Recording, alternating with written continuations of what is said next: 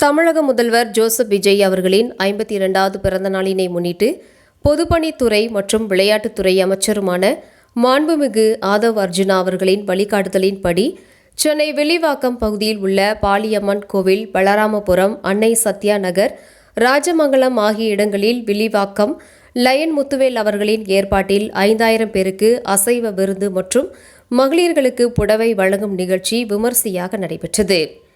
நிகழ்ச்சிக்கு சிறப்பு அழைப்பாளராக தமிழக வெற்றிக் கழக மத்திய சென்னை மாவட்ட செயலாளர் SKM குமார் அவர்கள் கலந்து கொண்டு பொதுமக்களுக்கு அறுசுவை விருந்து வழங்கினார்.